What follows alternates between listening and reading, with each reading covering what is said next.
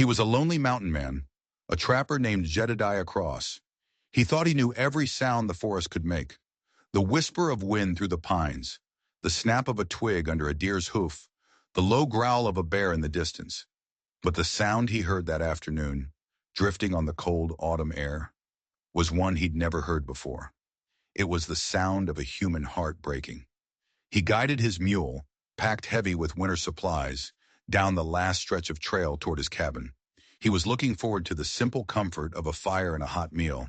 But that sound, a thin, ragged sob, stopped him cold. It wasn't an animal. It was a person, and they were in pain.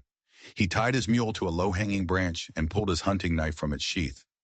Not for a fight, but for whatever trouble lay ahead. He moved silently through the trees, his boots making no sound on the thick carpet of pine needles. The sobbing grew louder, closer. Then through a break in the trees, he saw it. He saw her. She was slumped against his own fence post, a splash of color against the drab gray wood. A young woman, barely more than a girl, tied to the fence with thick, rough rope. Her Sunday dress, a simple calico, was smeared with something dark and glistening. Jed's blood ran cold. He crept closer, his heart pounding a slow, angry rhythm against his ribs. He recognized her. It was Pearl Johnson, the daughter of a woman who used to do laundry for the miners. A quiet girl he hadn't seen in years. Her face was streaked with tears and dirt, her eyes wide with a shame so deep it stole his breath. But that wasn't the worst part. Oh no, the worst part was the message. Scrawled across the front of her dress in wet black tar were 4 words that would set the whole valley on fire. To Fat, to Mary. Jed felt a rage build in his chest, hot and pure. This wasn't some childish prank. This was cruelty. This was a warning. He stormed forward, the knife now feeling heavy and purposeful in his hand. "Pearl," he said, his voice a low growl. "Pearl Johnson, is that you?" Her head snapped up, terror flashing in her eyes before recognition softened her features. He didn't hesitate. He knelt and began sawing at the ropes, the coarse fibers parting under his sharp blade. Her wrists were raw and bleeding, rubbed bare by the bindings. He worked quickly, his knuckles brushing against the tar-smeared dress. And that's when he felt it. Underneath the fabric of the dress, just below the cruel words, his fingers brushed against something hard and unfamiliar. It wasn't a button. It wasn't a seam. It was a small, rigid lump, sewn directly into the lining of the dress itself. What in God's name was going on here? He cut the last rope, and Pearl slumped forward, exhausted and sobbing. Jed caught her, shrugging off his heavy wool coat and wrapping it around her trembling shoulders. He scooped her up in his arms.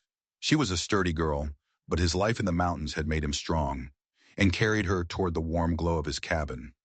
The mule followed, its bell jingling a lonely tune in the twilight. As he carried her, his mind raced. The cruel words, the raw wrists, the hidden objects sewn into her dress. This was a puzzle, and every piece felt wrong. This wasn't just about a girl's feelings. It was about something she had, something she might not even know she was carrying. He laid her gently in a chair by the hearth and stoked the dying embers into a roaring fire. He put a kettle on to boil and fetched a basin of warm water. As he gently began to clean the tear tracks from her face, he knew he had to ask. "Pearl," he said, his voice softer now, "can you tell me what happened?" Her lip trembled.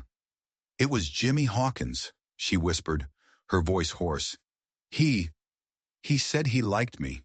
He said he wanted to take me on a picnic." The shame washed over her face again, a painful, burning red. "I should have known better." Jed's hand stilled. "Jimmy Hawkins. No, not Jimmy. Clay Henson, the son of Thomas Henson, the richest and most powerful rancher in the county. A boy known for his cruel streak and entitled swagger." "Go on," Jed urged. "When we got to the creek," she sniffled, "his friends were there. They were waiting. They laughed. They said Clay only asked me out because he lost a bet." Her voice broke, and she buried her face in her hands. "They held me down. They had the tar and the ropes. They did this, and then they just left me." Jed's jaw clenched so hard he felt his teeth grind. He took a deep breath, forcing the white-hot rage back down. "It's all right, child. You're safe now." He looked down at her dress, at the spot where he'd felt the hidden object. He had to know. Pearl, he said gently, your dress. There's something in the hem. She looked up confused. What? I don't... Your mother, Jed said, his mind making a sudden leap. Did your mother sew this for you? Pearl nodded. It was the last thing she ever made me. Let me see, Jed said. He carefully lifted the hem. There it was, a small square patch of fabric, stitched with a thread that was just a shade different from the rest. It was meant to be hidden. Using the tip of his knife, he carefully sliced the threads. A small object, wrapped in oilskin, fell into his palm. It was heavy for its size. With trembling fingers, he unwrapped it. Pearl leaned forward, her fear momentarily forgotten, replaced by a deep curiosity. The last layer of oilskin came away. Lying in Jed's calloused palm was a key. It was old, made of heavy, ornate iron, with a complex, toothed bit. It wasn't a key to any door in this valley. It was a key to something important. A safe, a lockbox, something someone would go to great lengths to hide. Pearl stared at it, her eyes wide. I've never seen that before. Your mother never mentioned it? No, never. Jed stared at the key, then back at Pearl, and suddenly the pieces began to click into place.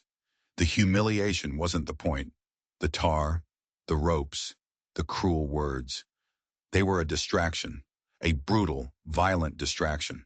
They weren't trying to break her spirit. They were searching her. They were looking for this key, and they hadn't found it. But now they knew she must have it. Jedediah, Pearl whispered, her voice trembling again, but for a different reason. What does it mean? Jed closed his hand around the key, its cold weight a heavy promise of trouble.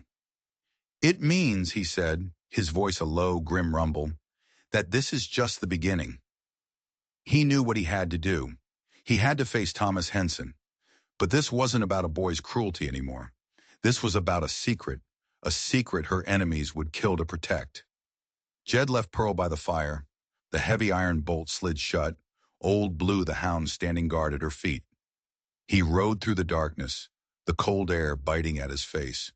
The moon was a sliver in the sky, offering little light, but he knew the path to the Henson Ranch like the back of his hand. He'd hunted these lands for 30 years. The Henson spread was the biggest in the valley, a sprawling empire of cattle and land, with a main house that looked more like a fortress than a home. Lights burned in the downstairs windows. As Jed approached, he saw Thomas Henson himself near the main gate, working on a broken hinge. Henson was a big man, with a face like a slab of granite and hands that could crush stone.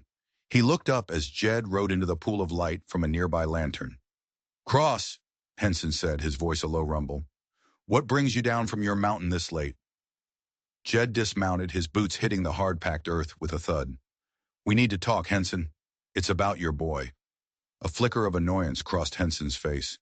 "What's Clay done now?" Jed didn't waste words. He told him everything. The luring of Pearl, the bet, the waiting friends, the tar, the ropes, the words painted on her dress. He told it all in a flat, cold voice, watching Henson's face for a reaction. With every word, Thomas Henson's face grew darker. The annoyance was replaced by a slow-burning fury. By the time Jed finished, the rancher's hands were clenched into fists at his sides, the hammer he'd been holding forgotten on the ground. "You're certain of this?" Henson growled, his voice low and dangerous. "The girl is at my cabin right now," Jed said, too scared to even go home. Henson let out a string of curses that would have made a mule skinner blush. "I'll tan that boy's hide myself. This is unacceptable. It's dishonorable." He turned his hard eyes on Jed. "Where is he?" "Last I heard, he and his friends were celebrating their joke at the saloon." Without another word, Henson strode to the barn. A moment later, he emerged, astride a massive black horse. "Let's go," he said. The two men rode toward town side by side, an unlikely alliance forged in the cold night air. The sound of their horses' hooves was a drumbeat of approaching reckoning. The saloon was loud, laughter and shoddy piano music spilling out into the street. Through the swinging doors, Jed could see Clay Henson at a table in the back, holding court with his cronies. a half-empty bottle of whiskey in front of him. Thomas Henson swung off his horse before it had even stopped moving. He stormed toward the saloon, his spurs ringing like funeral bells on the boardwalk. Jed followed, a step behind. Henson kicked the swinging doors open with such force that they slammed against the inside walls, silencing the entire room. Every eye turned to the doorway. Clay's drunken laughter died in his throat. His face went pale. "Pa!" he stammered, scrambling to his feet. "What? What are you doing here?" Thomas didn't speak. He strode through the silent crowd, which parted before him like the Red Sea. He walked right up to his son's table and, without a word of warning, delivered a backhanded slap across Clay's face that echoed through the room like a gunshot. Clay stumbled backward, crashing into the table behind him, sending bottles and glasses shattering to the floor. He held a hand to his cheek, his eyes wide with shock and disbelief. "Home!" Thomas Henson growled, his voice a low tremor of pure rage. "Now!" Clay's friends melted away into the crowd, not wanting any part of the storm that had just broken. Clay, humiliated and furious, shot a venomous glare at Jed. But one look at his father's face, a mask of cold fury, killed any thought of defiance. He scrambled to his feet and stumbled out of the saloon. Thomas turned to Jed, his chest heaving. "I'll deal with this," he said. "You have my word. This kind of cruelty will not stand in my family." Jed nodded, a small measure of relief cutting through his anger. Having a man like Thomas Henson on his side, that was a powerful thing. As Henson turned and strode out of the saloon after his son, Jed made his way back to his horse. The ride back to his cabin felt different. A weight had been lifted. Justice, it seemed, was being served. He was so focused on the events at the saloon, he almost didn't see it. As he passed the Henson property again, a light flickered in an upstairs window. Jed glanced up. It was Clay's room, and standing there, silhouetted against the lamplight, was Clay himself. He wasn't looking out at the road. He was looking down, into his own yard. He was looking at his father, who was pacing back and forth near the barn, his shadow long and imposing. Jed reined in his horse, pulling into the deep shadow of an old oak tree, and watched. He expected to see anger on Clay's face, defiance, resentment. But that's not what he saw. As the moonlight caught Clay's face for a brief moment, Jed saw the boy's true expression. It wasn't anger. It wasn't rebellion. It was pure, undiluted terror. Clay wasn't afraid of his father's punishment. He wasn't afraid of a tanning or being cut off from his inheritance. He was afraid of something else entirely. He looked like a man who had made a terrible mistake, who had failed at a critical task, and was now facing a consequence far worse than a simple beating. He was afraid of his father finding out what he'd really been doing out there at the creek. He hadn't just been humiliating a girl. He'd been looking for something, the key, and his father had no idea. Jed urged his horse forward, a cold knot forming in his stomach. This wasn't over. Thomas Henson thought he was punishing his son for a cruel prank. He had no idea he was standing in the middle of a conspiracy, and his own son was terrified of him finding out the truth. Why?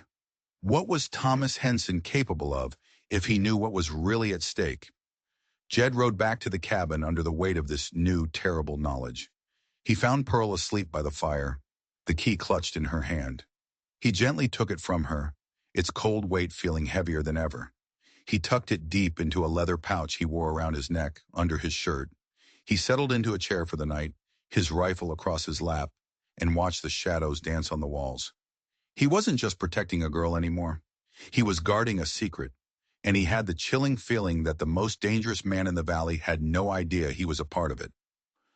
The next morning, Jed woke before the sun, the uneasy feeling from the night before still clinging to him like a shroud. He moved quietly, stoking the fire and putting coffee on to boil, not wanting to wake Pearl. She needed the rest. He stepped out onto the porch, the air crisp and cold, tasting of pine and damp earth. He stretched, breathing in the quiet of the morning. And that's when he saw it. Sitting on the top step, placed neatly in the center, was a brick. It wasn't just any old brick. It was from the Henson Ranch. Jed recognized the maker's mark, a stylized H. Wrapped around it and tied with a piece of rough twine was a folded piece of paper.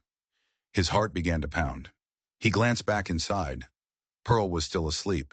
He quickly untied the twine and unfolded the note. The message was scrawled in crude, blocky letters, as if written with the wrong hand to disguise the writing.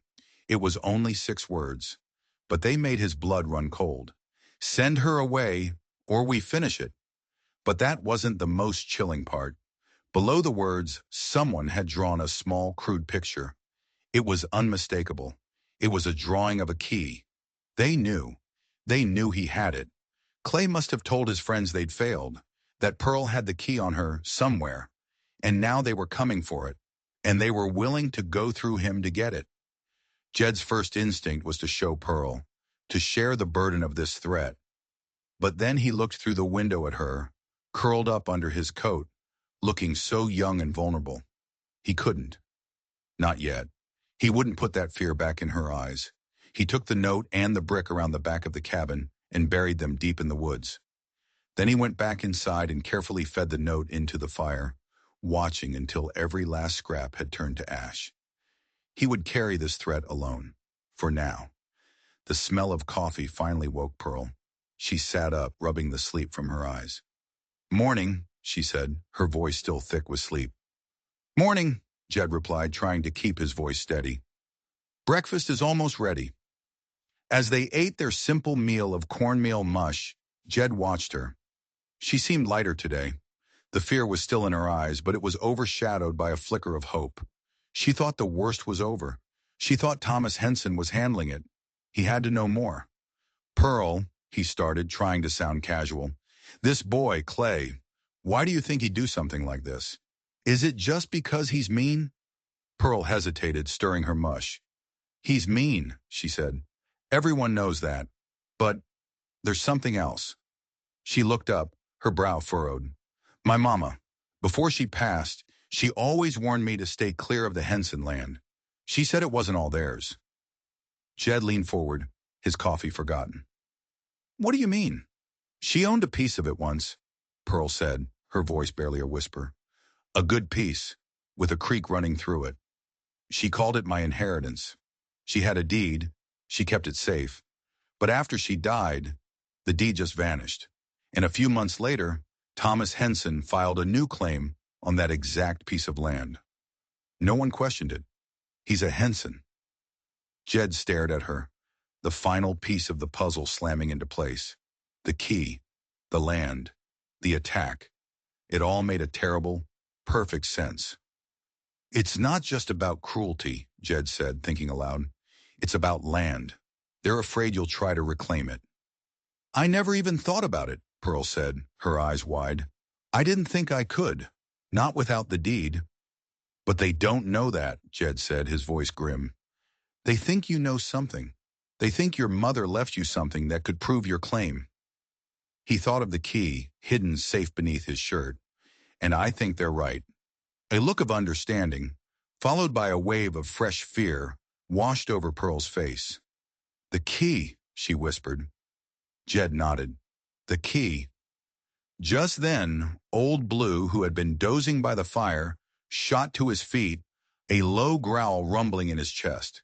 His ears were perked, his eyes fixed on the front door. Jed was on his feet in an instant, grabbing his rifle from its pegs on the wall.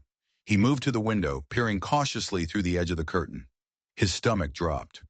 2 riders were coming up the path to the cabin. They weren't riding casually. They were riding hard and fast, their faces set with grim purpose. He recognized them from the saloon. They were Clay Henson's friends, and they were carrying ropes. "They're here," Jed said, his voice deadly calm. "Pearl, get your things. We're leaving. Now." "Leaving? Where are we going?"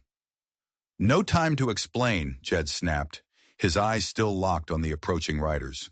He could hear the thunder of their hooves now, getting closer every second. "Back door! Move!"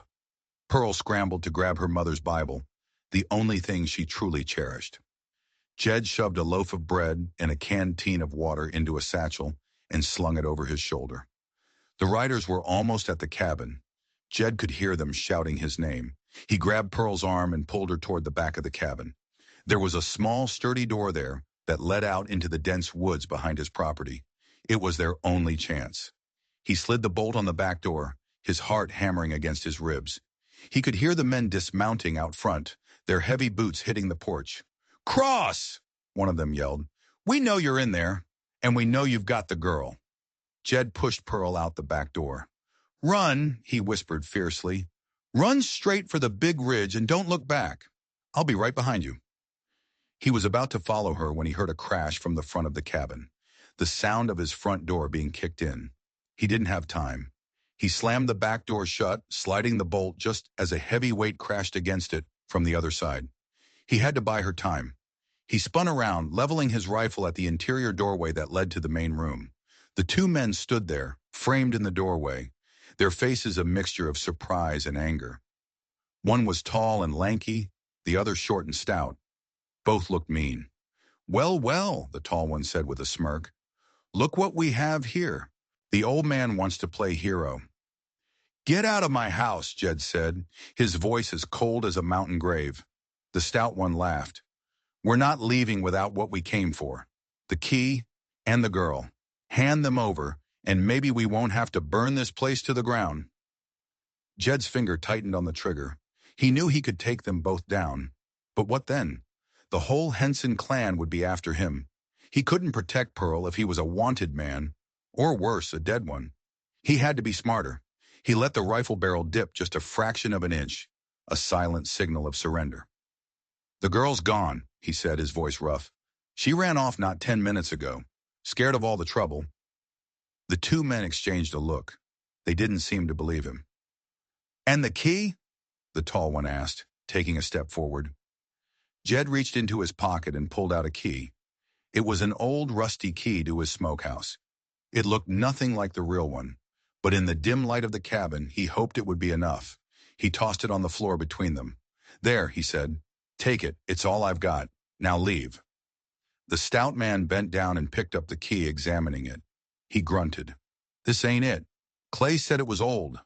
Fancy." The tall man's eyes narrowed. "He's lying. Search the place." Jed knew he had only seconds. As the stout man turned to search a nearby chest, Jed lunged. Not at the men, but at the fireplace. He grabbed the heavy iron poker, its end still glowing a dull red from the morning fire. He spun around, swinging the poker in a wide arc. The tall man yelled in surprise and stumbled backward, shielding his face. The stout man wasn't as quick. The glowing tip of the poker connected with his shoulder, and he screamed, a high, piercing sound of pain and shock as the smell of burning wool and flesh filled the air. Jed didn't wait for their recovery. He bolted for the back door, sliding the bolt and throwing it open. He crashed out into the woods, not daring to look back. He could hear them shouting behind him, a mixture of curses and threats. He ran, his lungs burning, his only thought to find Pearl. He followed the path he'd told her to take, up toward the high ridge that separated his land from the wild country beyond. He found her a half-mile up the trail, hiding behind a cluster of boulders, her face pale with terror. "Did they?" she started to ask. "No time," Jed gasped, grabbing her hand. "We have to keep moving. They'll be after us." They scrambled up the rocky terrain, Jed pulling Pearl along, his knowledge of the mountains their only advantage. They didn't stop until they reached the top of the ridge. From there, they could look down on Jed's small cabin. A thin plume of black smoke was rising from the chimney. But it wasn't wood smoke. It was too thick, too dark. As they watched, a flicker of orange appeared at one of the windows. Then another. They were burning his home. Everything he owned reduced to ash and smoke because of a secret he was only just beginning to understand. Pearl let out a small sob. "This is all my fault." Jed put a firm arm around her shoulder, his eyes hard as he stared down at the flames. "No," he said, his voice a low, dangerous growl. "This isn't your fault. This is theirs, and they're going to pay for it. I swear on my life, they are going to pay." He turned her away from the sight of the burning cabin. "Come on. I know a place where they'll never find us. A line shack high in the mountains. We'll be safe there, for a while." They plunged into the wilderness, leaving the smoke and the life Jed had known behind them. They were fugitives now, hunted and alone. All they had was each other, and a small iron key that was proving to be more valuable and more deadly than either of them could have ever imagined. The journey to the line shack was a grueling test of endurance. Jed pushed them hard, taking winding, difficult paths he knew would be impossible to track. He moved with the quiet confidence of a man who was more at home in the wilderness than in any town. He taught Pearl how to walk silently, how to read the signs of the forest, how to find clean water. She was a quick study, her fear slowly being replaced by a grim determination. She saw the new hardness in Jed's eyes, the cold anger that had settled there after watching his home burn. She knew he was doing this for her, and she wouldn't let him down. The line shack was little more than a one-room log cabin, nestled in a high hidden valley. It was rough and primitive, but to Jed and Pearl, it was a sanctuary. It was safe. The first few days were spent securing their position. Jed set snares for rabbits and scouted the surrounding area, making sure they were truly alone. Pearl cleaned the shack, patched the holes in the chinking with mud and moss, and learned to cook over the small, crude fireplace. In the quiet evenings, they would talk. Pearl told Jed about her mother, a woman of quiet strength who had a deep love for books and a fierce sense of justice. Jed in turn told her about his wife, Sarah, who he had lost to a fever many years ago. In that small, lonely cabin, they forged a bond, a family of two against the world. "We need proof, Pearl," Jed said one evening, staring into the fire. "The key isn't enough. We need something that can stand up in a court of law, something that can beat a man like Thomas Henson." Pearl's face fell. "But the deed is gone. It vanished after Mama died." "Think, Pearl. Did your mother keep anything else? Letters? A journal?" Pearl's eyes lit up. "The Bible," she said, her voice filled with excitement. She scrambled to her feet and retrieved the one item she had saved from the cabin, her mother's old, worn Bible. Its leather cover was soft with age, its pages thin and delicate. "She was always writing in the margins," Pearl explained, carefully opening it. "Notes to herself, prayers." They spent the next hour poring over the book by the flickering firelight. Jed's heart sank. Most of it was just what Pearl had said, prayers and reflections. It wasn't the proof they needed. He was about to suggest they give up for the night when Pearl let out a small gasp. "Jed, look!" She pointed to a passage in the Book of Psalms. Tucked between the delicate pages were several folded pieces of paper. They were letters. With trembling hands, Pearl unfolded the first one. It was from the town's church elder, a man named Mr. Abernathy. Pearl read it aloud, her voice shaking. "My dearest Sarah," it began, "do not worry about the Henson matter. I have spoken to my brother, the publisher of the Copper Creek Chronicle. He is aware of your claim and the righteousness of your cause. I will continue to safeguard your title. The church will not let you be wronged." There were two more letters, all in the same vein, promising to protect her mother's land title. It was proof, not the deed itself, but proof that the deed existed and that a respected man of the cloth knew it was legitimate. But as Pearl unfolded the last, smallest piece of paper, her brow furrowed in confusion. Tucked inside the last letter was something else, a small, hand-drawn map. It was a crude drawing of the disputed land, the part of the Henson Ranch that should have been hers. A creek was marked, and an old oak tree, and near the center of the property, someone had drawn a small X. "What is this?" Pearl whispered, tracing the lines with her finger. Jed took the map and studied it. It looked like a treasure map, but he knew that was a fool's hope. Below the X, in her mother's elegant handwriting, were 5 words, "Where the first stone was laid." The first stone?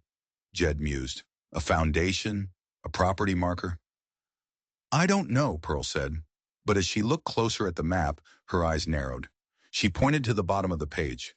There was more writing there, almost too faint to see in the dim light. It was in her mother's hand, but it was scratchy, hurried, as if it had been added as a last, desperate thought. She held it closer to the fire, trying to make out the words. "He knows. Don't trust the church." A chill ran down Jed's spine. Don't trust the church. But the letters were from the church elder, the man who had promised to protect her. It didn't make any sense. Was he a liar? A traitor? "Mr. Abernathy," Pearl said, her mind racing. The letter said his brother was a publisher at the Copper Creek Chronicle. Copper Creek is 2 days' ride from here, Jed said. But if this Abernathy is still alive, he might be able to tell us what this warning means. He might be the witness we need. They had a plan, a new hope. They would ride to Copper Creek and find the publisher. But the warning on the map haunted Jed. He knows. Who was he? Thomas Henson? Or someone else? Someone hiding behind the sanctity of the church? He knew he had to go back to Willow Fork one more time. Alone. He had to learn what had happened to the elder, and he had to get more supplies for their journey. He left Pearl at the line shack the next morning, giving her strict instructions not to open the door for anyone. The ride to town was tense. He felt like a ghost, moving through a world that was no longer his. He saw the blackened ruin of his cabin, a grim monument to the Hensons' cruelty. He skirted the main part of town, making his way to the general store. He kept his hat pulled low, gathering flour, coffee, and ammunition, his ears open. It didn't take long to hear the whispers. The Hensons had spun their story well. Pearl Johnson, they were saying, was a troubled girl, a liar making up wild stories about hidden gold on the Henson ranch to try and get money. They had painted her as a thief and a gold digger. They were poisoning the well, ensuring no one would believe her if she ever came forward. Jed's jaw tightened, but he said nothing. He paid for his goods and slipped out, making one last stop. The church. The new pastor was a young man with nervous eyes. Jed asked him about the old elder, Mr. Abernathy. The pastor paled. Mr. Abernathy? He passed away, years ago. How? Jed pressed. An accident, the pastor said quickly. Too quickly. A fall. Very tragic. He refused to meet Jed's eyes. Now, if you'll excuse me, I have a sermon to prepare. He scurried away, leaving Jed standing alone in the empty church. Jed knew a lie when he heard one. An accident, a fall. The same story they told when someone in power wanted another man gone. The elder hadn't fallen. He'd been pushed. He'd been silenced because he knew the truth about Pearl's land. The warning was real. The church couldn't be trusted. He rode back to the line shack as fast as he could, the pieces of the puzzle clicking together into a dark and terrifying picture. Thomas Henson wasn't just a land grabber. He was a man who would collude with the church, ruin a girl's reputation, and even kill to protect his stolen empire. He burst into the line shack, his face grim. Pack your things, Pearl. We're leaving for Copper Creek, now. He told her what he'd learned, the lies they were spreading, the pastor's fear, the elder's convenient accident. Pearl's face hardened. The last of her childish innocence burned away. He killed him, she whispered. Henson killed him to keep him quiet. I believe he did, Jed said, which means his brother in Copper Creek is either a fool or he's in danger himself. They left the line shack, their sanctuary no longer feeling safe. They were no longer just running. They were hunting for the one man who might be able to corroborate their story before the Hensons could silence him too. But as they rode out of the hidden valley, a thought struck Jed, cold and sharp as ice. Her mother's warning. He knows everyone thought Thomas Henson was the one in charge. But what if he wasn't? What if the real power, the real evil, was the man who had helped him cover his tracks? The man who had betrayed Pearl's mother and sent a good man to his death?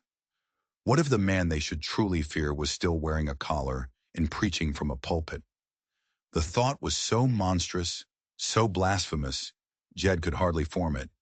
But the hurried warning on the map and the pastor's terrified eyes told him it was a possibility they couldn't afford to ignore. As they rode toward Copper Creek, another memory surfaced in Pearl's mind. A name her mother used to say in hushed, reverent tones. A name that had nothing to do with deeds or churches. Mary Little Elk, Pearl said suddenly, her voice cutting through the silence of the trail. Jed looked at her, confused. Who? She's a woman who lives on the reservation. A school teacher, Pearl explained, the memory becoming clearer. My mother used to trade with her. She said, if you're ever in real trouble, Pearl, the kind that lawmen and papers can't fix, you find Mary. She holds the memory of the land. Jed pulled his horse to a stop. The reservation was in the opposite direction of Copper Creek. It was a long, hard ride, but Pearl's words resonated with a deep, ancient truth, the memory of the land. He looked at the letters in his hand, then thought of the dead elder and the lying pastor. He thought of the Henson's power and influence. Paper could be burned, men could be killed, but the memory of the land, that was something different. That was something that endured. All right, Jed said, turning his horse. To the reservation it is. It was a desperate gamble, a choice born of faith over fact. But as they turned north toward the wild, unknown country of the Crow Nation, Jed felt a flicker of something he hadn't felt in a long time. It wasn't just hope. It was a sense that they were finally on the right path, a path that led not to a piece of paper in a dusty newspaper office, but to the very heart of the truth they were seeking. The journey north was a descent into a wilder, more ancient world. The rolling hills gave way to rugged canyons and vast open plains that stretched to the horizon. They were being hunted. Jed could feel it in his bones. He saw signs. A freshly broken branch where no animal would have broken it. A boot print near a stream that was too clean, too sharp. Clay's men were out there, sweeping the countryside, trying to pick up their trail. Jed pushed them onward, using every trick he knew to cover their tracks. They waded through streams to hide their scent, crossed rocky ground that wouldn't hold a print, and traveled mostly at night, guided by the stars. He taught Pearl to be silent, to be invisible, to become a part of the landscape. One evening, crouched behind a rock outcropping, they saw them. Two riders silhouetted against the setting sun. Clay's friends. They were less than a quarter-mile away, their rifles held ready across their saddles. They were casting back and forth, like hounds who had lost the scent. Jed held his breath, his hand on Pearl's shoulder, keeping her still. They watched as the riders finally gave up, turning their horses back toward Willow Fork. The close call left them both shaken. They were no longer in Henson territory, but his reach was long. 2 days later, exhausted and running low on food, they crossed the boundary onto the Crow Reservation. The change was immediate. The land felt different, cared for in a way Jed couldn't quite explain. They saw small homesteads, herds of horses, and people whose faces showed no fear, only a quiet, watchful dignity. They asked for Mary Little Elk and were directed to a small, tidy building set apart from the others. A simple sign identified it as the agency school. A woman was outside chopping firewood. She was tall and slender, with long, dark hair braided down her back and eyes that seemed to see right through him. She looked up as they approached, her expression wary. "Can I help you?" she asked, her voice calm and steady. "We're looking for Mary Little Elk," Jed said. "You found her," the woman replied, not lowering her axe. Pearl slid down from her horse, her legs trembling from exhaustion. She stepped forward. "My name is Pearl Johnson. My mother was Sarah Johnson. She told me to find you if I was ever in trouble." Mary's expression softened instantly. She put down the axe and stepped forward, taking Pearl's hands in her own. "Sarah's daughter," she said, her voice warm with memory. "I see her in your eyes. Come inside. You look like you've traveled a long, hard road." The inside of the schoolhouse was a single large room filled with neat rows of desks, colorful drawings, and the comforting smell of wood smoke and chalk dust. Mary sat them down near the stove and gave them hot tea and bread. Pearl, prompted by Mary's kind eyes, told her everything. The attack, the key, the burned-down cabin, the stolen land, the dead elder, the lies. She spoke for nearly an hour, her voice gaining strength as she laid out the whole ugly story. Jed sat silently watching, letting Pearl find her own power in the telling. When she finished, she reached into the pouch Jed had given her and pulled out the old iron key. She laid it on the table between them. Mary Little Elk stared at the key. A slow smile spread across her face. "So," she said softly, "the time has finally come." She stood and walked to a heavy wooden chest in the corner of the room. She unlocked it, and from deep inside she pulled out a small, leather-wrapped bundle. She brought it back to the table and carefully unwrapped it. Lying on the worn leather was another key. It was identical to Pearl's key in every way. The same size, the same heavy iron, the same ornate design. But it was also a perfect mirror image. Where Pearl's key had teeth on the right, this one had teeth on the left. They were two halves of a whole. Your mother was a wise woman, Pearl, Mary said, her voice filled with a deep respect. She knew the laws of white men were written on paper that could be burned or stolen, so she made a different kind of contract, a promise bound in iron and memory. I don't understand, Pearl whispered. These keys don't open a box of gold, Mary explained. They are symbolic. Your mother gave one half to you, her bloodline, and she gave the other half to me as a representative of my people, the people who were on this land first. They represent a bond, a shared promise to protect the land together. Hope, fragile and bright, surged in Pearl's chest. But is there any real proof? Something the judge will understand? Oh, yes, Mary said, her eyes glittering. Your mother was much smarter than they ever gave her credit for. The real proof is something I've kept hidden for years. She went to a corner of the schoolroom, knelt, and pried up a loose floorboard. From the dark space beneath, she withdrew a long, tin document tube. She brought it to the table and carefully slid out a rolled-up piece of parchment. She unrolled it. It was a deed, yellowed with age. But it was unlike any deed Jed had ever seen. It was covered in official-looking stamps and seals, and at the bottom, alongside the signature of a territorial governor, were the pictographic signatures of 3 Crow chiefs. This, Mary announced, her voice ringing with triumph, is a federally recognized treaty deed. Your mother, working with our elders, had her land claim officially annexed to the 1868 Fort Laramie Treaty. Her 320 acres are not just a local plot, Pearl. They are sovereign land, protected by the full power and authority of the United States government. No county judge, no rich rancher can touch it. Thomas Henson hasn't just stolen your land. He has broken federal law. He has broken a treaty with a sovereign nation. Jed let out a low whistle. He stared at the document in awe. Sarah Johnson hadn't just been a laundress.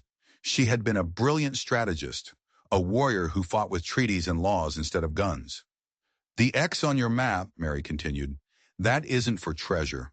It marks the original survey stone, a sacred place where our elders and your mother stood together to sanctify this agreement. The Hensons built their home almost on top of it. They have been living on desecrated ground. Mary carefully rolled the deed and placed it back in its tube. She looked at Pearl, her face set with a fierce resolve. I will ride back with you, she said. I will present this deed to the judge. I will testify to its authenticity. This injustice has stood for long enough. Just as relief washed over them, the schoolhouse door burst open. A young Crow boy stood there, panting, his eyes wide with urgency. Mary, he gasped. Riders are coming. A lot of them. They wear the blue coats of the soldiers. Jed and Mary exchanged a look of alarm. The army? Here? Jed grabbed his rifle, moving to the window. Sure enough, a column of a dozen cavalrymen was riding toward the schoolhouse.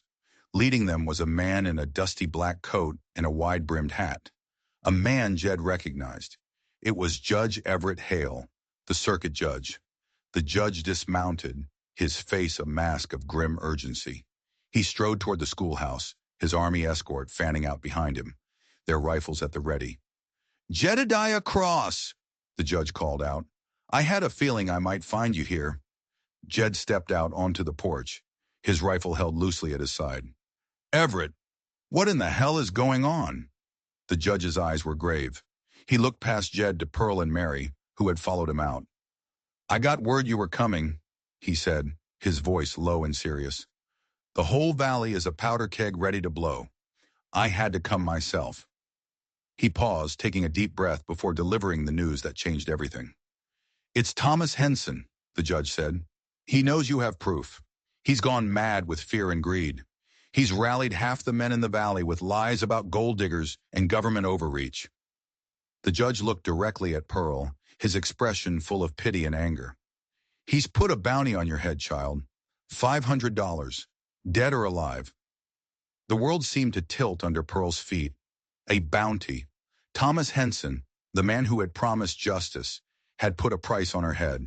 He was no longer just a thief. He was a monster. He's also made threats against me, the judge continued, gesturing to the soldiers. Hence the escort. He's sworn no federal court will take his land. So what do we do? Jed asked, his knuckles white on the stock of his rifle. Judge Hale's jaw set in a hard line. We don't run. We fight. We're going to ride into Willow Fork, and we are going to hold a hearing, but not in some dusty courthouse where he can ambush us. He looked toward the distant mountains in the direction of the town. We're going to do it on Sunday morning, the judge declared, his voice ringing with authority. In the church, in front of the entire town, in front of God himself. We're going to let everyone see the truth, and we're going to see what kind of man Thomas Henson really is when he can no longer hide behind lies and shadows. It was a bold, terrifying plan, a direct confrontation, an army of justice, small but righteous, riding straight into the heart of a town that wanted one of them dead. Mary Little Elk stepped forward, the treaty deed held firmly in her hand. "The crow ride with you," she said, her voice clear and strong. Pearl looked at Jed, at Mary, at the judge and his soldiers. She was no longer a scared girl tied to a fence. She was the daughter of Sarah Johnson. She was the keeper of a sacred promise. She straightened her shoulders and met the judge's eye. "Let's go," she said. The ride to Willow Fork was a silent, tense procession, a small army moving through a land that had become enemy territory. They camped that night under a sky full of cold, indifferent stars, the soldiers standing watch in a tight perimeter around them.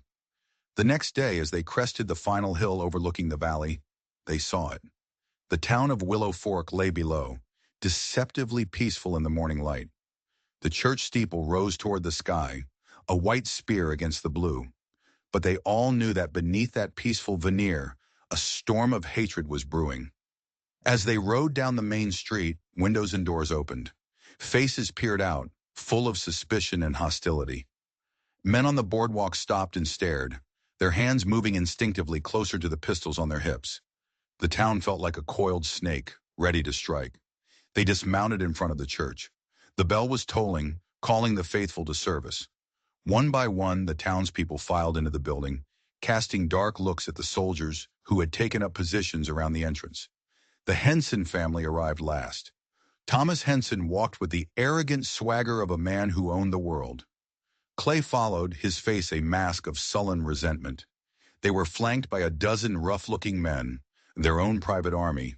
They walked into the church and took their customary pew at the front, daring anyone to challenge them. Judge Hale led their small group inside. The air was thick with tension. The regular Sunday sermon felt like a lie. A thin veil of piety draped over a room full of simmering violence. Finally, the pastor finished. He looked nervously at Judge Hale, who gave him a slight nod. The judge stood up, his voice filling the sudden, absolute silence. "There will be a territorial hearing," he announced, "here and now." A low murmur rippled through the congregation. Thomas Henson's face darkened. "This hearing concerns a federal matter," the judge continued, his voice like iron. "A dispute over land granted under the Fort Laramie Treaty of 1868. He turned and gestured to Mary. "Miss Mary Little Elk, of the Crow Nation, will now present her evidence." Mary walked to the front of the church, her steps sure and steady. She held the treaty deed in her hands. The entire congregation held its breath. She faced them, her dark eyes sweeping over the crowd, finally landing on Thomas Henson. "This land was never yours," she said, her voice clear and powerful, a bell of truth in the tense silence. She began to read from the deed, her words echoing the promises made and broken so many years ago. She spoke of the sacred stone, the shared stewardship, the legal and moral authority of the treaty. When she finished, she rolled the parchment and held it up. "This is the law." Judge Hale stepped forward again. "As an officer of this court, I have verified this document. It is legal. It is binding. The land known as Willow Creek Ranch is, and always has been, the rightful property of Sarah Johnson and her heir." He turned and looked directly at Pearl. "Miss Pearl Johnson."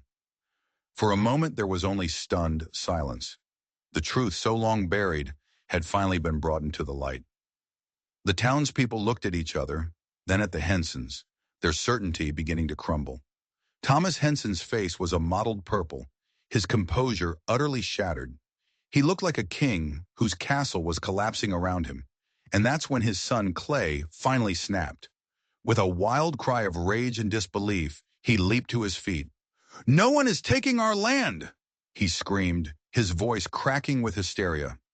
He reached inside his coat and pulled out a pistol. The congregation screamed. People dove for the floor. Clay raised the gun, his wild eyes fixing on Pearl. But Jed was already moving. He had been watching Clay the entire time, waiting for the boy to break. He launched himself from the pew, a silent, gray blur of motion. He crashed into Clay, a split second before the boy could pull the trigger. The two of them went down in a tangle of limbs.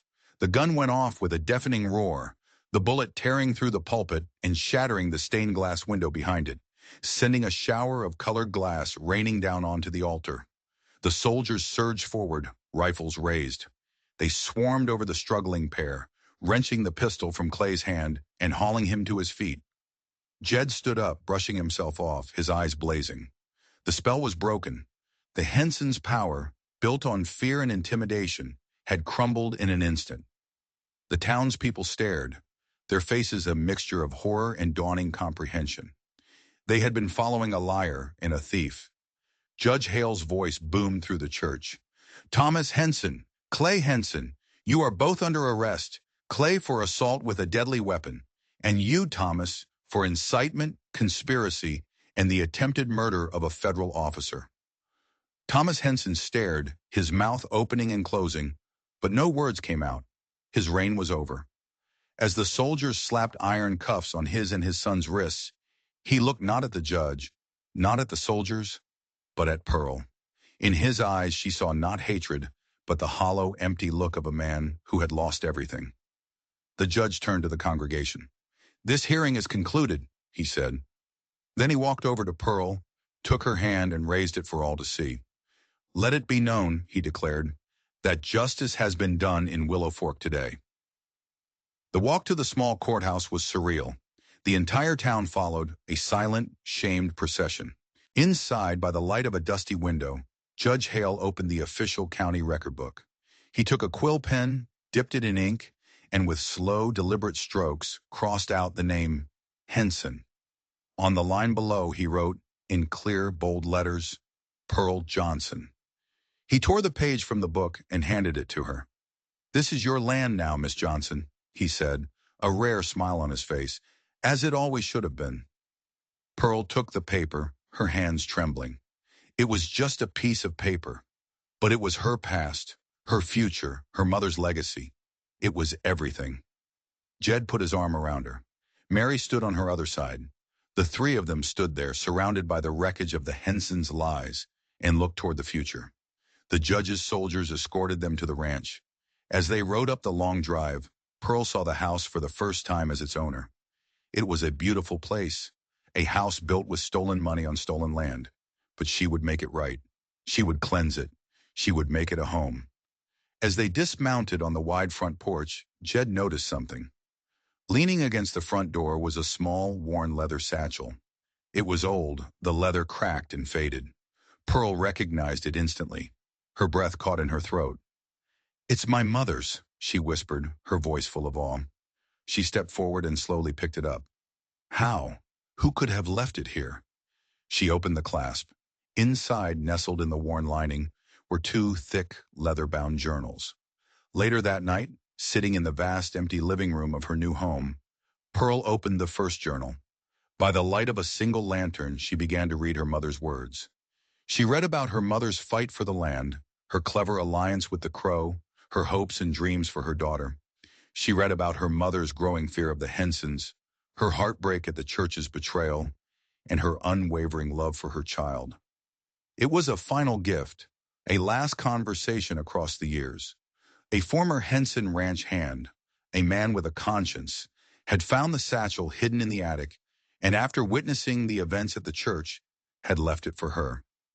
Anonymously, he had delivered the final piece of her inheritance. Tears streamed down Pearl's face as she read, but they were not tears of sorrow. They were tears of love, of understanding, of a deep and profound connection to the woman who had given her life, and who, even after death, had given her a future. The secret of the key was finally, fully revealed. It hadn't been a key to gold, but to a story, her story, and it was finally time to begin the next chapter. In the weeks that followed, the ranch was transformed. It was no longer a symbol of oppression, but a beacon of hope. Pearl, with Jed and Mary by her side, began to build a new kind of community. She remembered the whispers and the averted gazes in town, and she made a promise to herself that no one would ever feel that way on her land. She hired the people others overlooked. Two widows from town, who had been struggling to make ends meet, were put in charge of the household.